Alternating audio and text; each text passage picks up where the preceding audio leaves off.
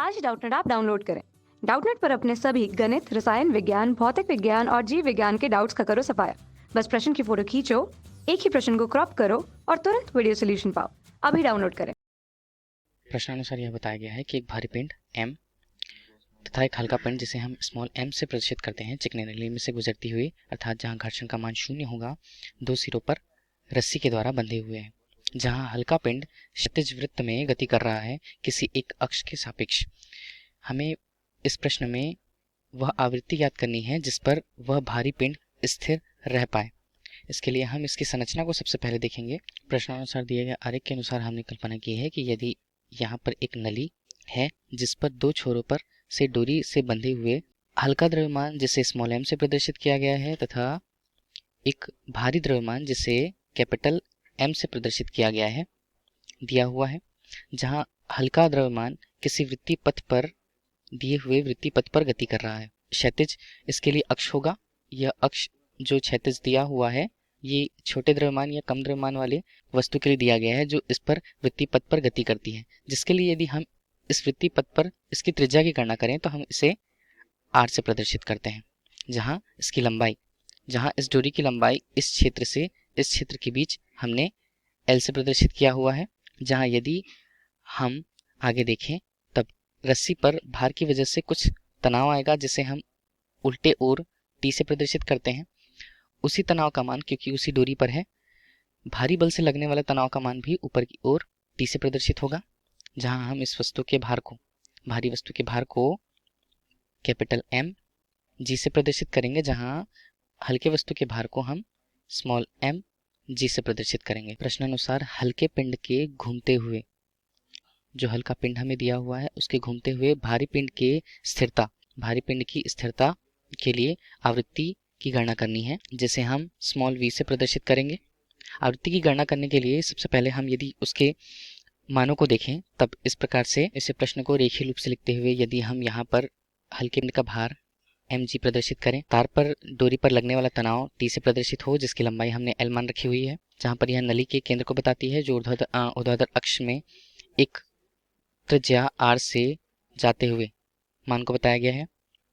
जहाँ इस तनाव का मान ऊपर की तरफ नीचे के भारी भार mg के अनुरूप ऊर्ध्वाधर नीचे एवं ऊपर की स्थिति में दिखाया गया है।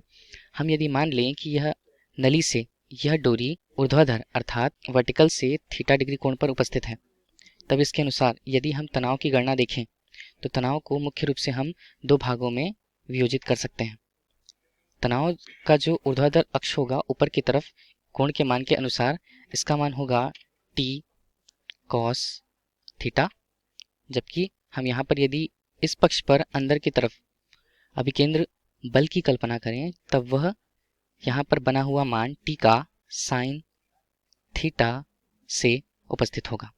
इन्हीं गणनाओं को यदि हम आगे रखते हैं, आगे देखने पर हम यदि ऊर्ध्वाधर अक्ष की कल्पना करें जहाँ इसे हम यदि y अक्ष से बना हुआ मानते हैं तब इस पर जितने भी बल हैं उनकी गणना के अनुसार यहाँ पर ऊर्ध्वाधर अक्ष पे मान t बराबर mg है जिसे हम समीकरण 1 नाम देते हैं। उसी तरह दूसरी स्थिति में यदि हम देखें तो अभिकेंद्र बल की तरफ यदि हम इस दिशा पर मान ज्ञात करें y की दिशा पर, जहाँ y x की दिशा उल्टी तरफ देखें तब इसका मान t साइन थीटा जो मान है वह वस्तु के अभिकेंद्र बल के बराबर होगी। अभिकेंद्र बल के बराबर केंद्र बल को हम हल्के भार के वस्तु से, जहाँ उसका मान m ओमेगा के वर्ग तथा r के गुणनफल के बराबर होगा t साइन थीटा का मान, जिसे हम यदि समीकरण 2 से प्रदर्शित करते हैं। आगे हल के लिए यदि समीकरण 1 समीकरण 2 को हम देखें तो समीकरण 1 से t के मान को यदि हम समीकरण 2 पर रखना चाहें तब मान m g साइन थीटा के बराबर तथा यहाँ पर m ओमेगा वर्ग r के बराबर होगा। यहाँ पर यदि हम आगे हल करें तब साइन थीटा के सूत्र के अनुसार जो लंब बटे कर्ण के बराबर होती है, आरेख से यदि हम देखें तो आरेख पर लंब के रूप में r तथा कर्ण के रूप में l प्रदर्शित हुआ है।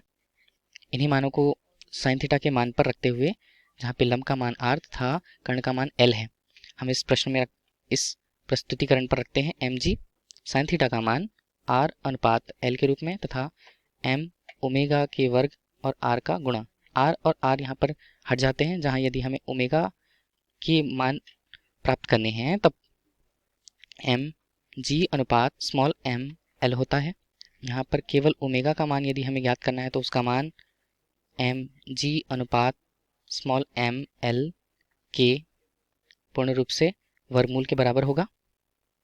अब यदि हम आवृत्ति की गणना करना चाहें तब आवृत्ति का मान जिसे हम न्यू से प्रदर्शित करते हैं वह कोणीय वेग से संबंधित होते हुए 2 पाई न्यू बराबर ओमेगा के मान से संदर्भित होता है, जहां न्यू का मान यदि हमें निकालना है तब वह ओमेगा और 2 पाई के अनुपात के बराबर होगा, जहां यदि हम इनका मान रखना चाहें तब म्यू बराबर ओमेगा के मान में, जहां यदि हम इसे कैपिटल एम जी अनुपात एम एल से प्रदर्शित करें एवं अनुपात के रूप में पूरा मान 2 प्रदर्शित हो तब हम इसे आवृत्ति के मान को 1/2 पाई अनुपात कैपिटल एम जी अनुपात स्मॉल एम एल से हम इसे प्रदर्शित कर सकते हैं। यही प्रश्न में पूछा गया था कि किसी भार की स्थिर होने के लिए जबकि दूसरे भार किसी अक्ष के परितः वृत्ति गति कर रही है, उसके लिए आवृत्ति का मान ज्ञात करना है। आवृत्ति के मान इस सूत्र से संदर्भित होंगे। धन्यवाद। कक्षा 6ठी से 12वीं से लेकर नीट, IIT, JEE वो एडवांस के लेवल तक 1 करोड़ से ज्यादा छात्रों का भरोसा। आज ही डाउनलोड करें डाउटनेट ऐप या व्हाट्सएप करें अपने सारे डाउट्स 8400 400 400 पर।